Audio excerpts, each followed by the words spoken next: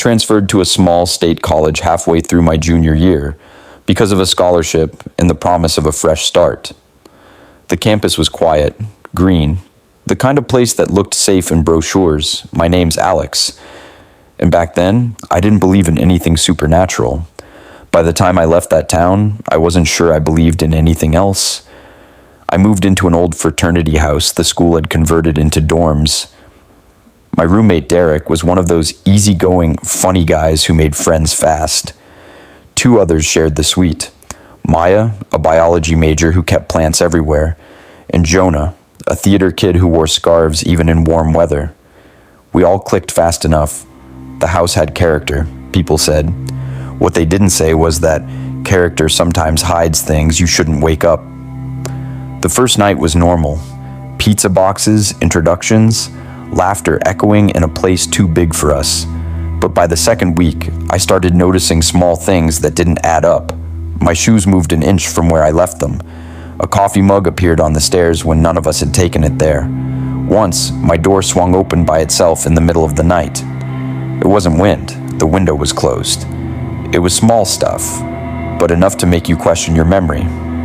Then, one night around 2 a.m., my phone buzzed me awake. I glanced at the screen, half asleep, and noticed something darker than the rest of the room above me, like a thick shadow pressed against the ceiling, vaguely shaped like a person.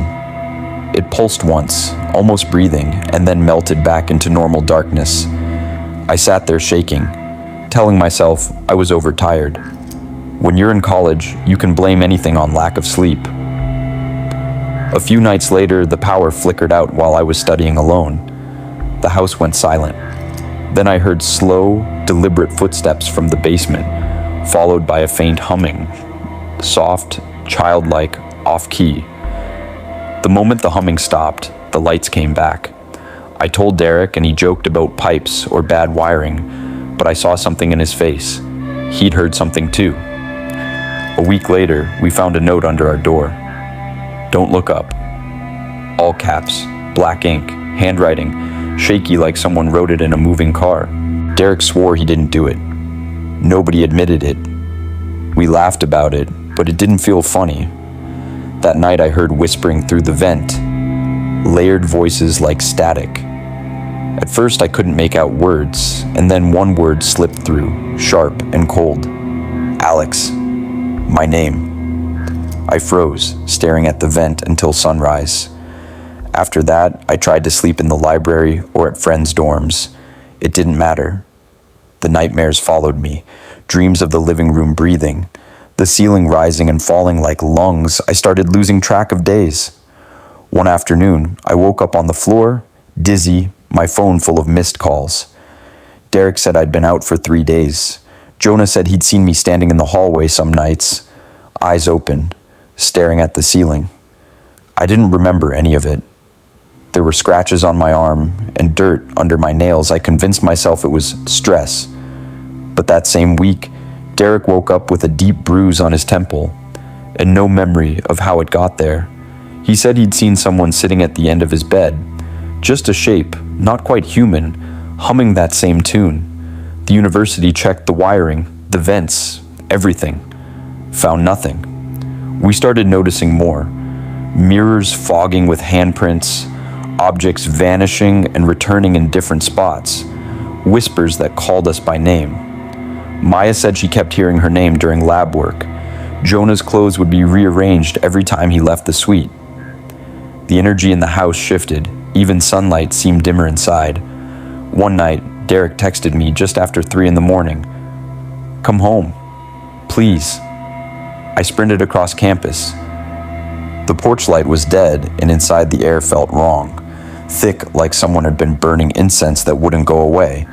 Derek sat pale at the table, whispering, "It was in my room." Maya was crying. Jonah wouldn't speak. That was the night I started believing we weren't imagining it. The next day, we found another note, mud-stained, shoved under the front door. It said, "Look up. Not don't. Just look up." We didn't laugh this time. Derek disappeared 2 nights later. He left his phone, his keys, everything. The last message I got from him was one word: gone. With a random location pin dropped in the woods behind campus, I called security. They searched. They found only his footprints leading to an old maintenance shed. Inside was a folded blanket, a few of his clothes stacked neatly like an offering. Nothing else. They wrote it off as a runaway case. A week passed. Maya stopped coming home. Her plant wilted on the windowsill, and her notebook was left open on the desk. The last line she'd written was, "It followed me." Jonah and I barely spoke. We started covering the mirrors and keeping lights on all night. Sleep didn't help. I'd wake to quiet humming from the walls. I tried to move out, but part of me felt trapped, as if the house had already written me into its story. Then came the picture. An unknown number texted me a photo taken from across the street. Our house at night, the window glowing faintly. Pressed against the glass, smiling too wide, was Derek. His skin was gray, stretched, his eyes hollow. I dropped the phone. Campus police came, found nothing. No footprints, no camera, no person outside. But I knew that face wasn't from any photo I'd ever taken. It was recent. Jonah left a week later, said he couldn't stay another night. He didn't even pack properly, just ran. I stayed long enough to meet with the detective handling Derek's case. She was older, calm, and when I told her everything, she didn't laugh. She said quietly, "We get stories like this sometimes. They never fit clean into reports." She advised therapy, stress leave, all the practical stuff. But when she looked around the room, her expression changed.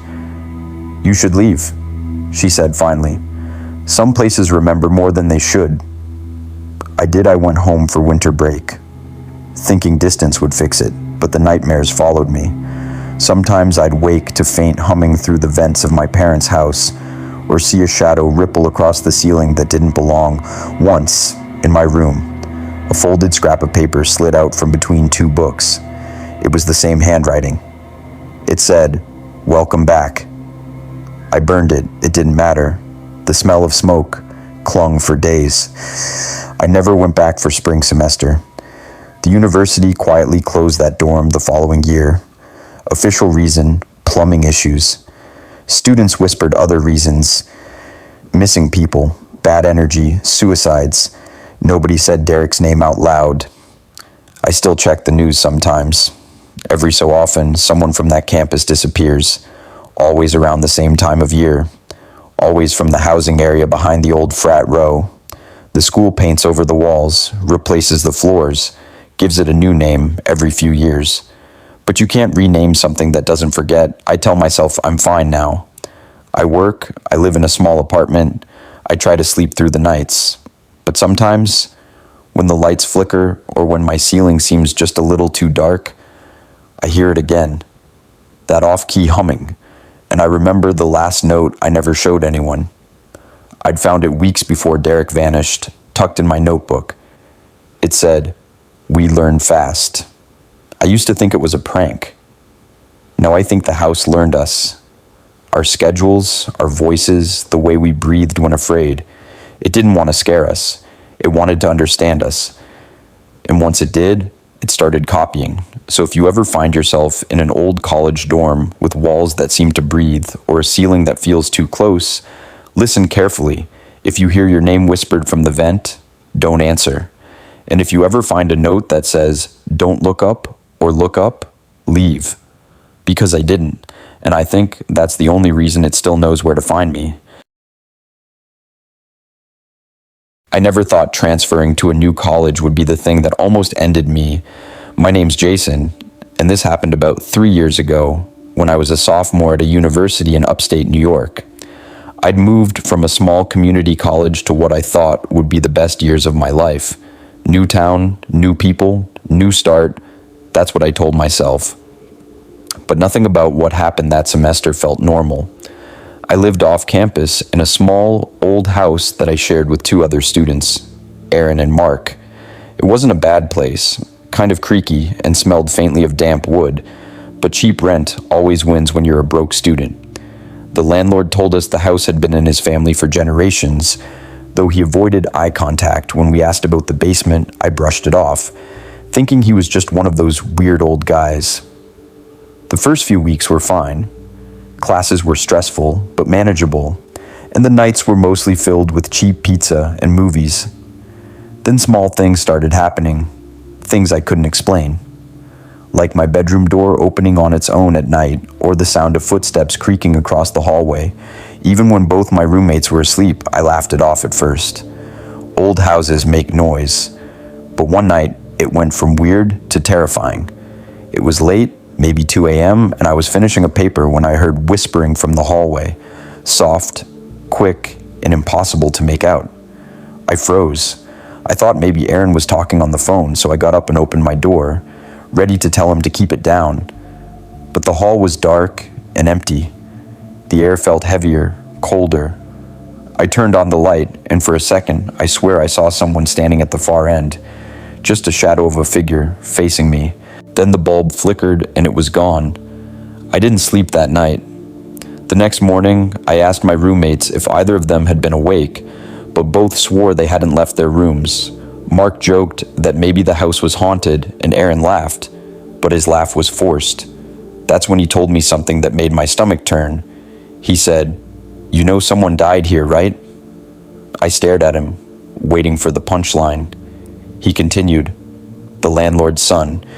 Years ago, he went missing, and they found him in the basement a week later." I wanted to call him out for lying, but there was something in his tone. He wasn't joking. That night, I couldn't stop thinking about it. I decided to check the basement for myself. The door was locked, but curiosity got the better of me.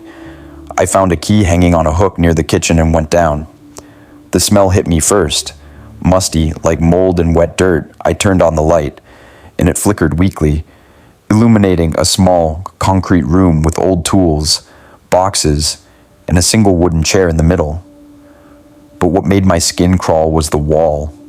There were scratch marks all over it, long, uneven, desperate. Like someone had clawed at it trying to get out. I backed away, heart racing, and suddenly the light went out. Total darkness. I couldn't even see my hand in front of my face. I heard breathing. Slow, deep breathing. Close, too close. I bolted for the stairs, slamming the door shut behind me. I told Aaron and Mark what I saw, but they didn't believe me. Or maybe they just didn't want to. We tried to avoid the basement after that, but weird things kept happening. Items moved around on their own. We'd hear knocking under the floor at night, and once, I woke up to find muddy footprints leading from the basement door to my bedroom.